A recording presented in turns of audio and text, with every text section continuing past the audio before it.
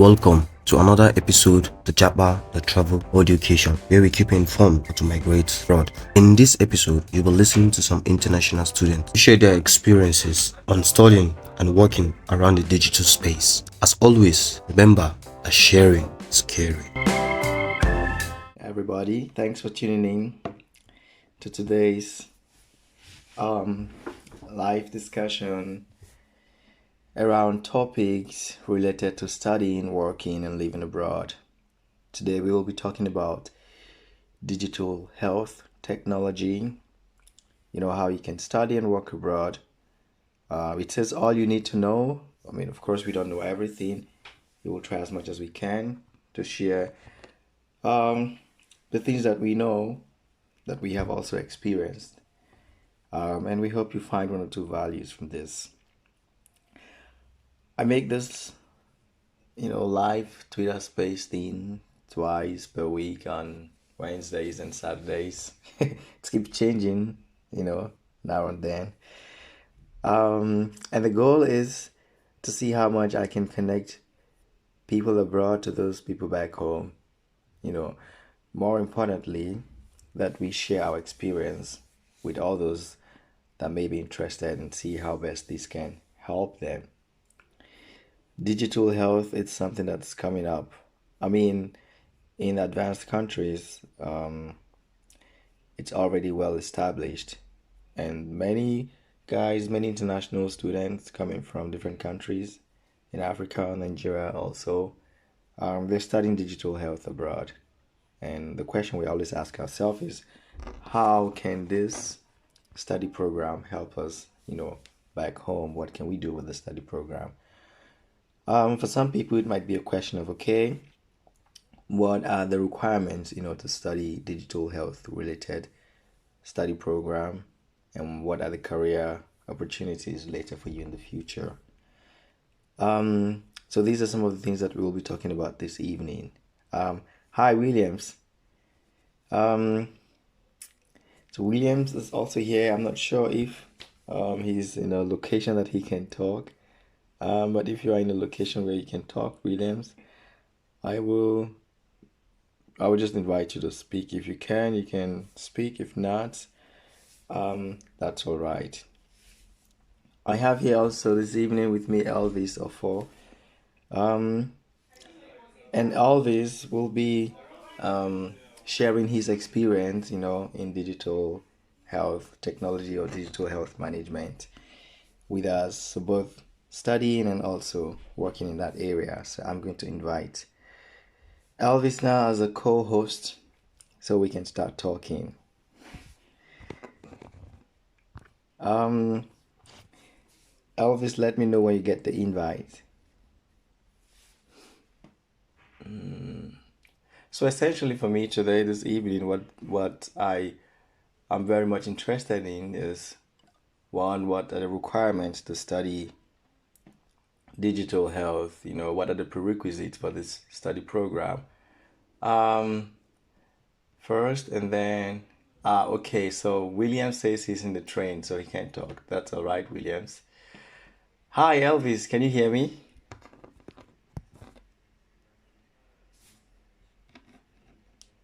Hi, Mike. Good evening. Hi, good evening, bro. How you doing? I'm very tired. Hey, kaput. What's that? It's been kaput.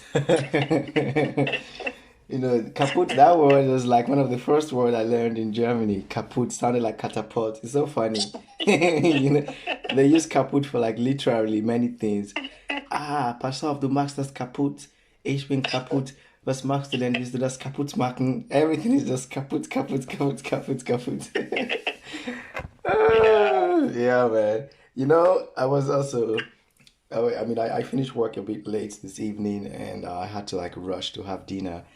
I was like, if I don't have dinner, I wouldn't be really fit for this talk this evening. Yeah. So, Good for you.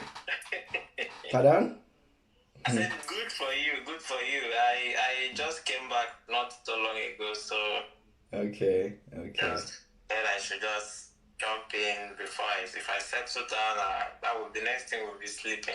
Yeah, man. So did you travel, or you told me you were Yeah, going for a business trip? yeah, I did. I did. Okay, okay. But you know the talk was for today and not yesterday, right? That was my mistake. So Ah, I thought it was yesterday. That was why I was just trying to make those arrangements, thinking it exactly. was yesterday because I knew I would arrive late. So Ah, yeah. I was trying So to make those arrangements. Yeah. yeah, your friend wrote to me yesterday and was saying, oh, he thought we were supposed to chat on Twitter Yeah. Space this evening, and I was like, ah, no, it's today. Mistake Yeah, was from me. Sorry. yeah. No, it's all good. I mean, I'm still happy that you can join, and I'm happy I connected with him. And yeah, I mean, now is a I have one new connection, a solid one. Yeah, Right. yeah, 100%, man, 100%. Yeah. Okay, so this evening we want to talk about digital health technology. And I think um, my goal, amongst other things, are one, for people listening to this talk right now, later on, that first they understand what digital health is. I mean, chances are that anyone who takes interest in this already knows about digital health, some in one way or the other, and which means they are probably interested in it. So my goal is to provide them one the necessary information if they want to study abroad in this field, and also what kind of jobs can they do, what career pathways are there for them in the future. And then finally we can just talk about how these things are essential, in our community back home in Nigeria, for example. So, yeah, these are like some of the things that I have in mind, and I'm not sure what you have in mind, but these are the things that, from my side, that I would like to learn from you and from Williams and from whoever is going to join this call. So, Okay. cool. Um, but yeah, maybe you can just give a brief about yourself, like what you studied back in Nigeria and also what you studied in Germany. Okay. So once again, thanks for the invitation. It's always a pleasure joining you here. Yeah. So Elvis by name. I did microbiology with a focus on medical microbiology back in Nigeria for my BSc. So after that, I worked for some years in the healthcare industry. And one of the things that also informed me to pick up this program that I'm doing currently was the inefficiencies I saw in Nigeria in our healthcare system. So I focus on diagnostic area. So I saw some of the inefficiencies there and also in the healthcare field in general. So I started doing my own personal research, reading here and there, looking for how to contribute my own best to solving some of the problems back home. And I stumbled upon this my current program, which is medical informatics, but right now it's known as digital health. I stumbled upon it accidentally anyway, because I didn't really know it existed. So it was actually a friend that told me about it, and I was not so much into the IT domain, so I didn't really know much about it. But when he sent it to me, I went through the course content, I read it, and I understood what the course or the program was all about. So I picked interest in it, and I told myself, of course, this is what you've been looking for, so why not give it a try?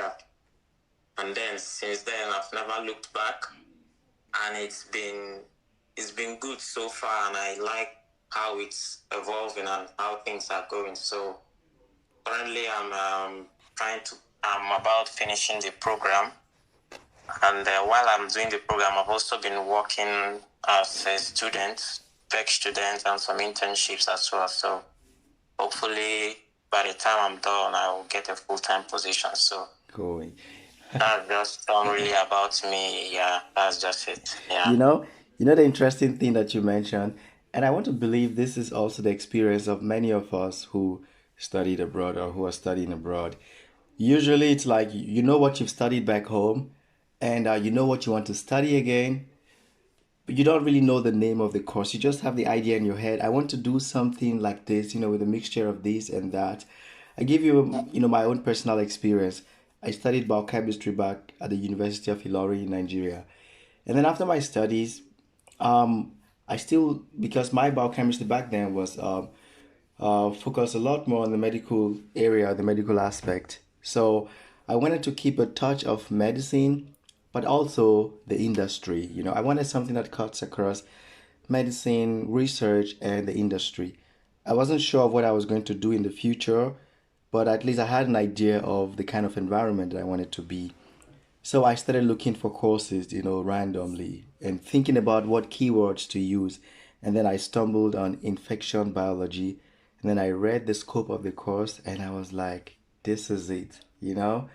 Um, and then I applied. I applied to like seven different schools, and courses. And then I was chosen for this infection biology. I don't know how that worked out, but it was a good experience.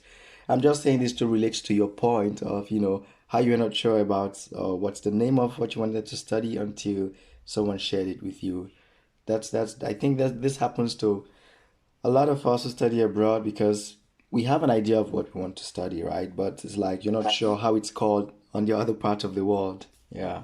Yeah, yeah, of course, I agree totally. And yeah, it's also one of the things I tell people that try to apply to study abroad is don't just focus on maybe you want to do renewable energy Yeah. or you want to do solar energy or something like that, something related to energy, and you read physics.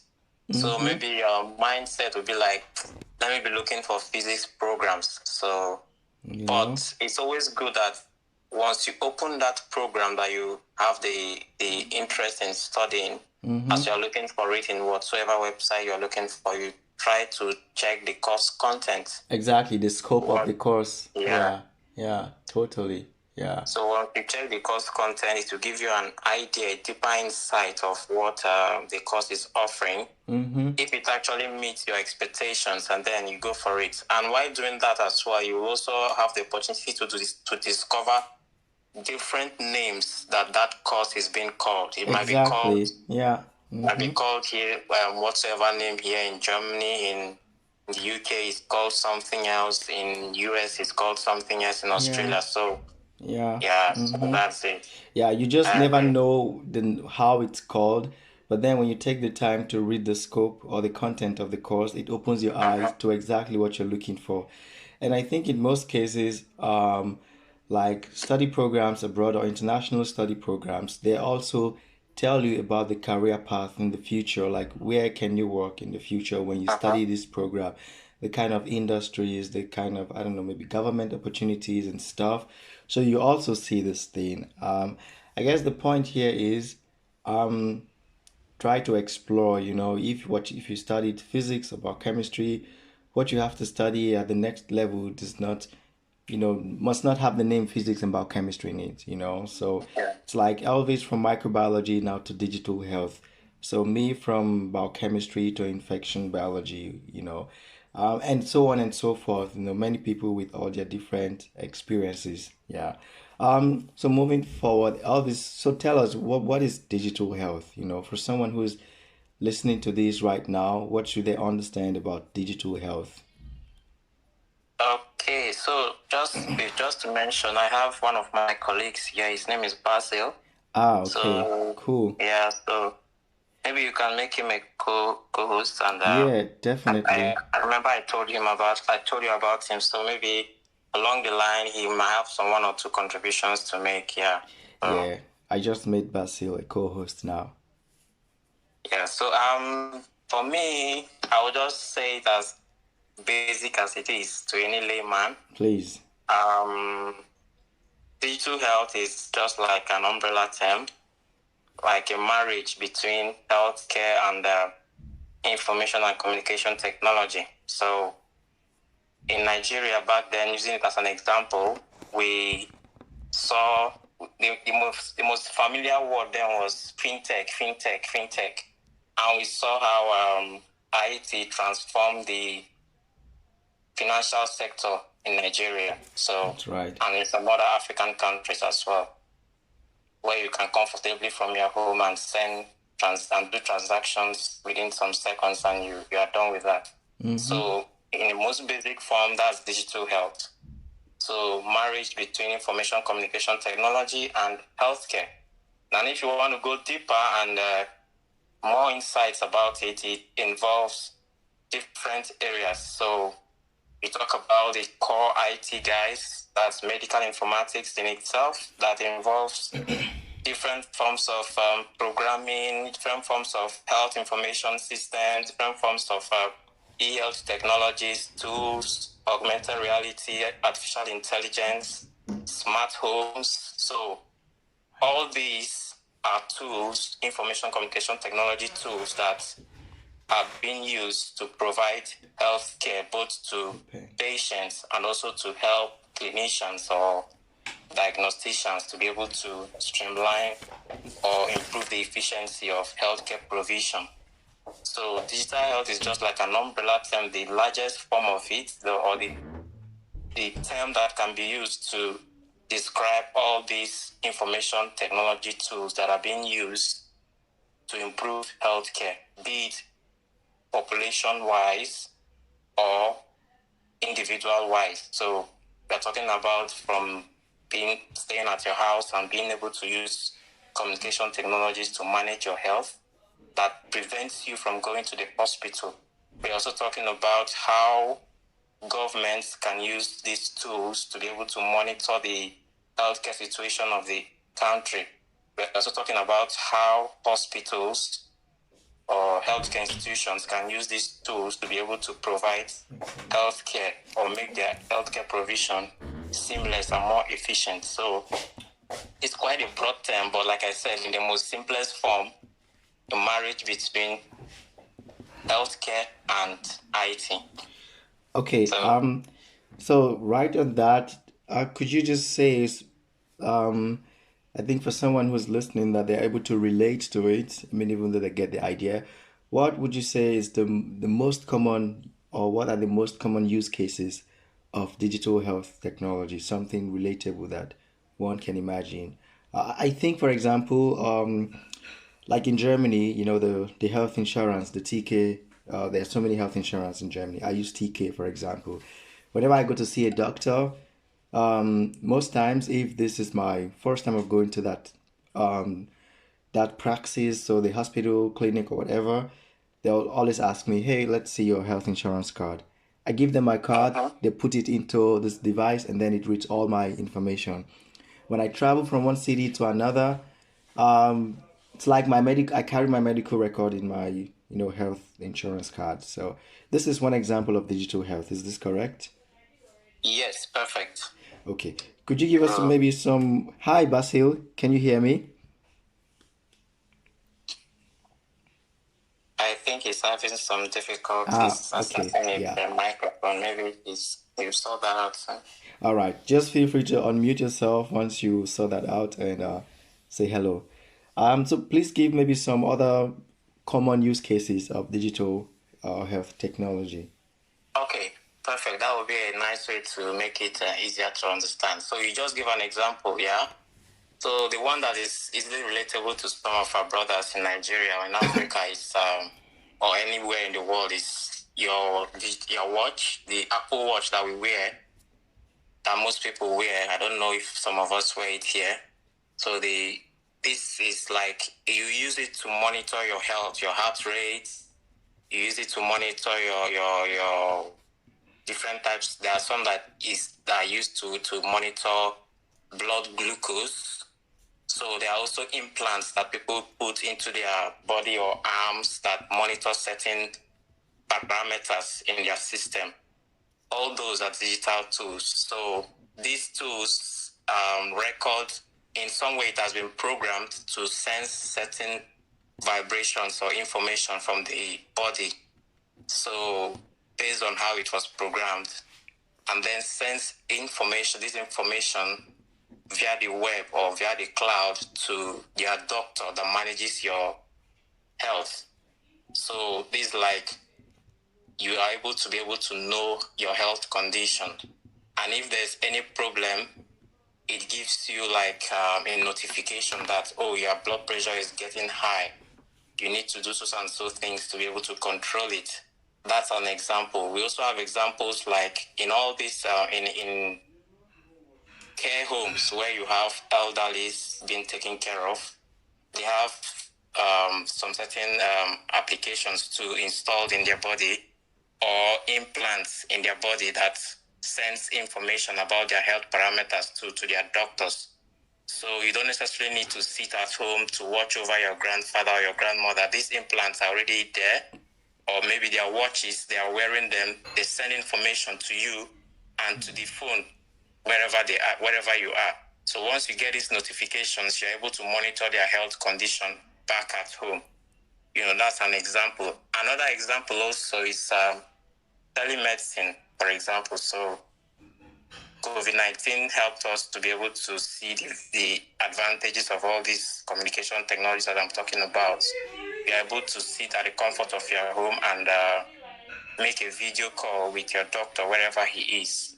So you just have a consultation with the doctor and he tells you, okay, this and that, do this, do that. With that, he is able to diagnose you. So all these things help to decongest the hospital such that only emergency or very important situations or conditions or patients go to the hospital, So those are some basic examples that I would like to cite. Then if you now talk about some other complex ones, which are deeper, so talking about, like, for example, the one you just gave, the Health insurance one. inserting your card. Yeah. Sorry? Yeah, go on. Yeah, the health insurance card. Yeah, so inserting your health insurance card, that's like information, that's, electronic health record. So once you insert your card, the hospital has what's called electronic health records that dictates that, okay, we have this patient in our system. So it's a connected health system whereby they have different departments. If you come to the hospital, you have the administrative department, financial department, the clinical departments, and different departments. So in the hospital, once you come in, that's the administrative department. They have their own electronic medical records programmed for that department. So once you insert that your card, it reads it, and automatically your data comes up. So you know that you have an appointment with them. They know that you must have done this at home through one of their applications or online or on call. So once you do that, once you insert that card, they see that, okay, you're part of our patient, you are here with us, you've been with us. They send you to the department that you came to. Your information is there in the electronic health system. Unlike in Nigeria or some other African countries where they still deal with papers, and everywhere you go, you carry your hospital booklet. And when you go, you submit it to the doctor, or once you come, you give your name to the administrative department. They now start looking for your name, your documents, wherever they've packed it. They will leave you and they go to the warehouse to go and search for it. You are there waiting. Yeah. So all those type of things. Why are we talking about all these things to improve the efficiency in the hospital, or how you manage your health at home?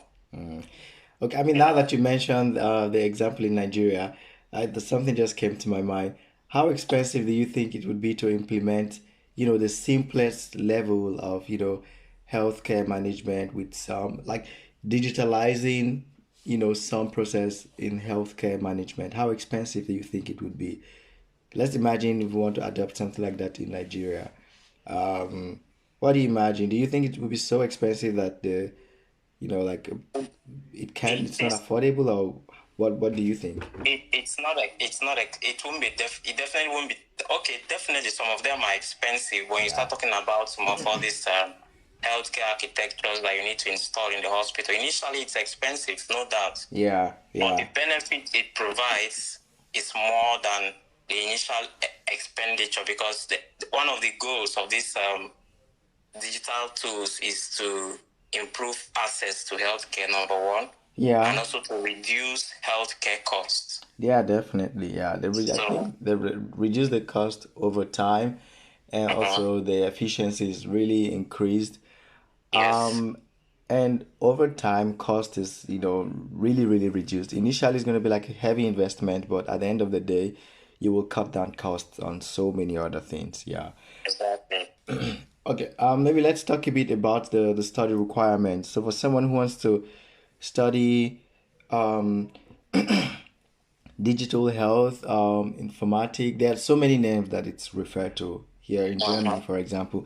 What are the requirement they need? Let's say someone wants to study it at the bachelor's level and someone who wants to study it at the master's level. What are the basic requirements for those candidates? Okay, so good question.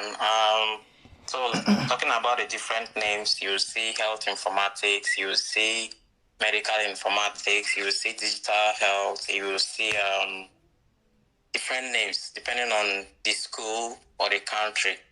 So for my school, we have it as health informatics for bachelor level, and for master's level, we now call it digital health. Initially, it was medical informatics. So the requirements, basic requirements, if it's the bachelor level, you need all the science programs that are being listed, not just necessarily science, because the course in itself is quite broad when we now start talking about the career prospects. So candidates are not necessarily just from the science background, although science background is also very essential. So combination of both science and other STEM courses. Then for the master's level, you need to have been a graduate from the bachelor level or bachelor background, maybe in engineering, in any of the healthcare sector or biomedical sectors. Like I came from microbiology. Someone from biochemistry can also join. Someone from engineering can also join. Someone from medicine. We have a lot of medical doctors here that does the same program. Someone coming from a core IT background, maybe computer science, something engineering, can also join the program. So it's a combination of these two programs. They try as much as possible to balance both. So you are talking about people coming from healthcare background, Yeah. trying to get more skills from IT background so that you combine these two. We now talk also about people coming from IT background, trying to get more healthcare or medical skills so that they can be able to develop products in the medical field. So the combination of both of these, both backgrounds, both the healthcare background or paramedical or biosciences, and also from the IT background. So it also depends on the school one wants to apply to. Yeah. Every year things change. So because initially when I applied, it wasn't as competitive as it is today. Yeah. So the course is totally in English, and Okay. you definitely require TOEFL or IELTS or any of those other English exams, PTE, and the likes. You require that, and you need to get at least 7.0 last time I checked. Okay. And then what again? Must you have any sort of IT knowledge, like programming skills in Not necessarily. informatic? Like Okay. I said, Yeah. people coming from medicine have no IT knowledge. People coming from microbiology, That's from true. biochemistry, from any of the life sciences, biosciences, they don't have any IT knowledge. So they try as much as possible to balance both. Okay. Because the course program itself, it's like bringing these two together. Remember I said in the beginning, it's a marriage between these two Yeah. fields. So they balance both, because while doing the course, they're going to impact these skills and knowledge in you. Yeah. Yeah. And That's true. it makes you balance Okay. within both fields. At the master's level, I can imagine that they are available in English language. How about at the bachelor's level? How I'm speaking more precisely about Germany now. So, how common is it to find this study program at the bachelor's level in English language? Do you have an idea? Yes, in the bachelor's level, it's still in English. So Okay. Okay. for my school, my campus is totally an international campus that you have students from all over the world. Okay. So courses taught there are mostly in English, but there's a requirement for you to, before you graduate. So Which is? you definitely need German to a specific level, depending on the year, because every year things change. Maybe this year they will say, okay, before you graduate, we need you to have A2 or B1. Isn't that some form of trick, to trick you in, and then they say, oh, you need German before you can leave. Like, come in without German, but before you go, you need German before you leave. Yeah, and it's also for your benefit, by the way, because 100%, yeah. there's no way you can practice without the language. Yeah. You are talking to people, you are talking to clients, you're talking to patients and the like. So yeah, you know, totally. different people, you definitely need language to communicate. Could you tell us the name of your uni, just in case someone listening to this is interested in checking out the school? It's Degendorf Institute of Technology. Yeah, I will put this in the link, guys. So just in case someone wants to know the name, I will put the full name. Yeah, and I think I really like that school. We have helped some people gain admission there, especially for some engineering bachelor's program. And yeah, what you said is very correct. You can find a lot of bachelor study program in English language there, which is not very common in other universities. Yeah, I think typically in Germany, but at the master's level, you find a lot of study programs in English language, no problem. But when you go down to the bachelor's level, you still find some, but not as many as you would at the master's level. But I think, yeah, that's your school in particular. They have a lot. I would like to visit there sometime, and see the place. Cool. Anyway, yeah, the campus is still growing anyway, so Yeah, it's not been too long, but they are growing fast. They Degendorf. are growing very fast, so Yeah, but it's good. I mean, when I saw it myself, I was amazed. yeah. And I I had think to this is watch it. this is something people should also look into, like trying to target small universities and international, like universities with international study programs. Like also where I studied, University of Lübeck, it's a small university, um, and one of the advantages is you find some really interesting special study programs there, and your chances also of getting admission, at least in my case, it's also like higher compared to other bigger universities, because those bigger ones, besides the fact that they are located in big cities, they receive many applicants, so the requirement, to getting increases and stuff like that. So and at the end of the day, you get more attention in small universities than in the big ones. So yeah, I mean, people go to big universities for different reasons, but personally, I recommend the small ones where you actually have more interactions with the professors, with the tutors, and you really get to understand what you want to study.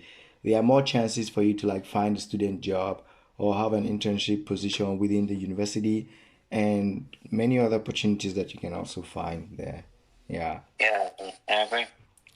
Cool. I wanted to talk a bit about like what are the opportunities, to international or prospective international students who want to study this program, like uh maybe you can also share from your experience opportunities like if they're able to get some student job while they are studying this program. I take it that for most study path or work path that are somehow related to IT, they have more opportunities, to work while they are studying and also later in the future. Do you think this is also the case with digital health? Yes, so just like you said, number one, getting jobs here in Germany while studying is, if you know what you're doing, it's quite easy, but not so easy. You have to make the work. You have to do the work anyway. Definitely, So and be ready for the rejections as well. 100%. The rejections will come, but if you know what you want to do and where you are planning to go, you definitely get it. Like you said, it's a combination of it involves IT, and anything that has IT in it, it's like hot cake today. So there are definitely jobs everywhere, but like I will always say, most of them sometimes or most times require German. Okay. Require German. Good, very good jobs require German. But still, there are so many of them that still do not require German. You just need to have the grit to apply, and when the rejections come, you overlook it and keep on applying. All you need is just that 1 year. Definitely. So I was talking to one of our students the other day that came after us, and he was like, he has applied to like 10 or nine companies, and all of them gave him rejection, and he's tired. Yeah. I was just laughing, and I said, "You've not even started, and you're giving up. That's just like an introduction. So just keep on applying. All you need is just 1 year, and you get it." Yeah. But do you Another think trick. do you think maybe the rejection is because of the location? How about if they were maybe applying to other locations, maybe not Deggendorf, maybe not down south there, maybe some other part, Not, do you not think? necessarily Deggendorf. The opportunities are not even in Deggendorf per se, Okay. because Deggendorf is a small city. It's a small It's Dorf. not, yeah, so it's not really that big. So you have to apply to many places. Berlin, there are so many startups in Berlin. So Exactly. many of Yeah. them. So many. And most of these startups in Berlin don't even require German. So Yeah, this is what I would some, imagine. Yeah. some people look at Siemens, Roche, what do you call it? Zeiss, all these big companies to be applying.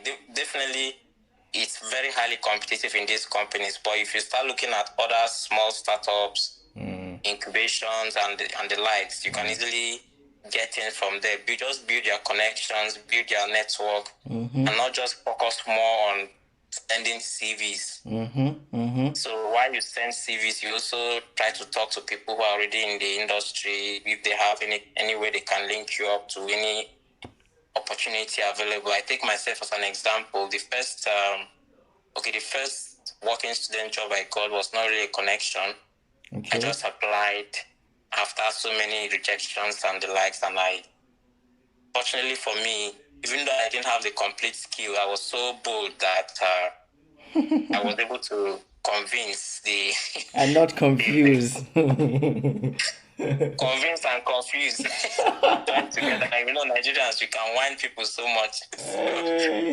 Yeah, but I knew what I was coming with. I was able to. I was so motivated and bold enough to talk to them, and they gave me the opportunity. Even though what I was coming to do, I didn't know it. Okay. It was an internship, by the way, Yeah. and a working student. So while doing it, I learned on the job. So Okay.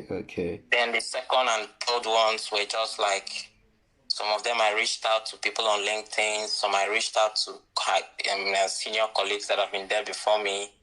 Just like that, gradually, while I keep on applying, first of all apply and then reach out to them on LinkedIn or other networks. Okay. I applied to some jobs, and I'm just here to find out if you are recruiting for internship or working students or any opportunities, blah, blah, blah. Yeah. But as for the opportunities, they are there. So you just need to Yeah, I sit think down. I think so too. I think the opportunities are there, and it depends on the flexibility of the study program of that particular candidate, their locations as well. But I would imagine that there are lots of opportunity um, in this area. Williams, I just made you a co-host, so if you want, you could accept and speak up. Um, yeah, I think you kind of touched a bit on the other part which I wanted us to talk about, like the career pathways, like which areas one can work. But I was wondering, is there any way that we can is there Hi Williams. Uh yeah, Williams is still struggling. Everyone is struggling this evening. Yeah, I wanted to say, how do you what are your plans, like do you imagine that you would in some way influence the healthcare system in Nigeria? And so far from your experience, are there like a lot of Nigerians going into this direction? And do you think maybe in the next future we will have, yeah, I mean, Nigeria is doing very well when it comes to fintech, Are we also going to excel in digital health in the next years? Well, I really have no idea. I have a friend who's developing some kind of product around the healthcare system, which I think is also something related to healthcare technology. But I don't know how much people are, how much the innovation in this direction is going in Nigeria, for example. Do you have any insight on this? Yeah, good question. So, yeah, definitely. Anything about Nigeria is it's quite slow sometimes, but it's going. So before I came here, I knew about I think just one or few companies that I researched on that were into this already. Even then, before I started, I was like, can I even get an internship with them just to have like a little experience or exposure?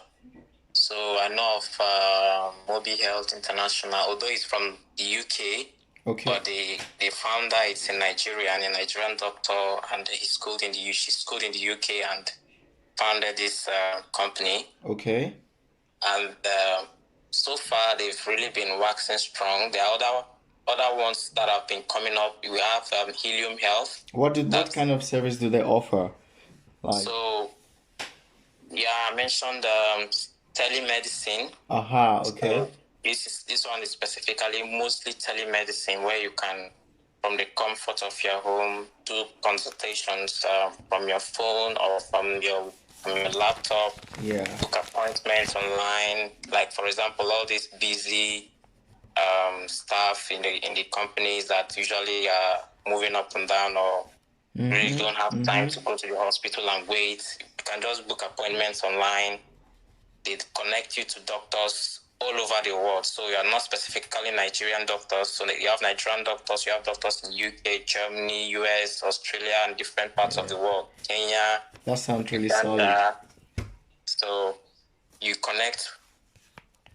they connect you to a special, depending on the type of specialist you want to see, they connect you to them. So you have your appointment with them, you talk with them, and if it's something that requires more in-person consultation, they link you up immediately to where you can get in-person consultations. Yeah. If it's one that requires lab tests, they link you up with a lab immediately, or they can come to your location and collect your samples and do the tests and send their results over.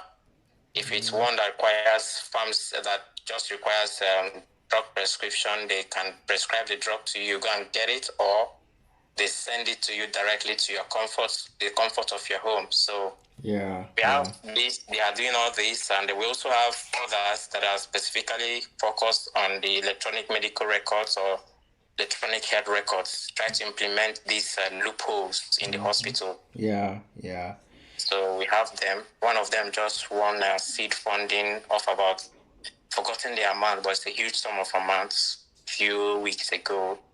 And yeah, they are coming up strong. They are growing.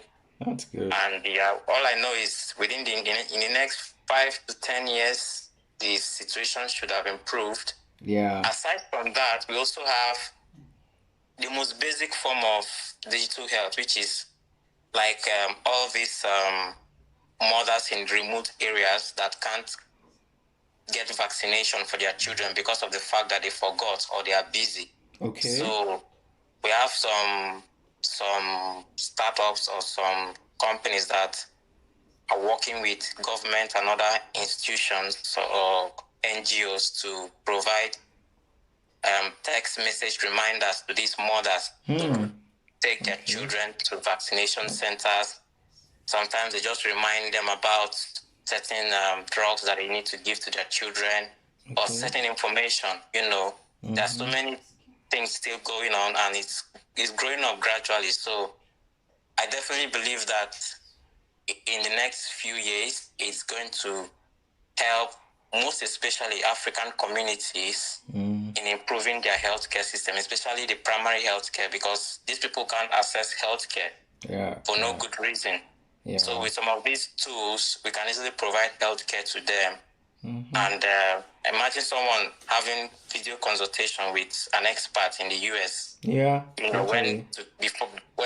Because for you to only get such thing in the normal hospital, you know the processes you go through. They will tell Yeah. you that a consultant traveled somewhere. We have 1 or 2 consultants that will see you, maybe come in the next 1 month or 2 months, all those type of things. Yeah, yeah, and these things are not necessary, There are some health situations that do not need physical presence, You just need to Exactly. talk to the consultant or the specialist, and they will take care of it. So I guess this will really reduce the burden in the healthcare system, and definitely increase, yeah, maybe the the life expectancy rate in the country generally, because yes, a lot of mortality are due to the poor healthcare system. Okay, Williams, I made you a co-host. I don't know if you can speak now, but we are coming to the end of the talk this evening. So, guys, for those of you listening to this later on, the focus has been on digital health technology, how you can study this program abroad, and what are the career pathway for you in the future. Hi, Williams. Yeah, Mike, how you doing? I'm okay, I'm fine.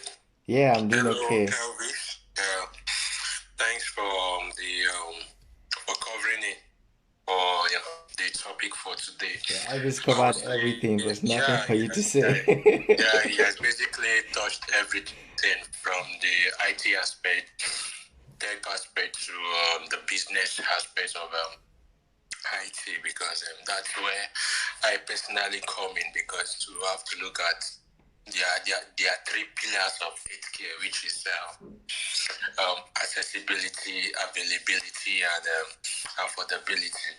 And for all these things to be able to ease the process of a good healthcare system, that's where tech comes in. That's where IT comes in, to be able to make all this process swift and very easy for the healthcare system. And I believe with time, with the way it's booming in the area of fintech, it's also gradually booming in healthcare generally. And I foresee maybe 5 to 10 years from now, I believe with the introduction of digital health products in the healthcare system, the Nigerian healthcare system will be something to write up. Yeah, Williams, so I that's wanted to ask you, yeah. so you studied international health management. Yeah. What does that entail exactly? First and foremost, it entails comparative studies of different countries' healthcare systems, ranging from the US, Canada, and also the European healthcare system, and it's being managed, what it entails, and the laws and policies around these various healthcare systems. Then also, it's all about you being the middleman Okay. between the patient and also the management. You're trying to ensure that whatever management or managerial policies as to the working operations of an healthcare center, it has to fit in a way that it suits your patients, and also the preservation of when it comes to GDPR, that's data protection of the patient. You try to ensure that everything is safeguarded, and also just try to balance the communication and also offering of services from both ends, so that both parties will be pleased at the end, and the goal of the of the patient, which is trying to receive affordable and also a well professionalized treatment, is being achieved at the end. So that's where we come into play, just strike a balance. Yeah. And I imagine a lot of application of digital health technology in international health management, right? Yeah. Sure. Totally. You Great. can see us as maybe the human resource person. Yeah, in healthcare system. Yeah. Okay, and thank you so much, guys. Basil, sadly, we were not able to hear from you, but I appreciate it very much that you joined the call. Elvis, thanks a lot also for your time. Appreciate it very much. And Williams, Thank you also for sharing your insights. And yeah, Philly, thank you for tuning in. And every other person who's going to listen to this, to the recording later on. Um, yeah, that's all I have from my side this evening. Elvis, any final words from you before we wrap it up? Well, not really. But Okay. yeah, I thank you. Thanks a lot for the invitation, and definitely I will still say that it's a growing field. So Yeah. many things are coming up to help our individual nations to be able to. I mean, no one that is for you to be able to do anything, you need to be healthy. So, and maintaining good health, the first step to maintaining good health is being able to know more about your health situation. And digital health is providing these tools that we need to provide preventive healthcare as much as diagnostic healthcare and treatments. So it's a growing field which will help every nation, and definitely I thank you for the invitation to be able to speak about it. And I hope that, and I'm always available to provide information or any guide to anyone that is aspiring to apply to such a program, be it in my university or wherever. So thank you again, and have a nice evening, everyone. Great. Thank you so much, Elvis, once more. Thank you, everybody, for tuning in. Feel free to retweet this if you want and share with anyone that's interested. I wish you all a very good evening until we'll talk again soon. Bye bye for now. Thank you for listening till the end. Let us know if you have any questions. Our contact details are in the description. Remember to share because you care.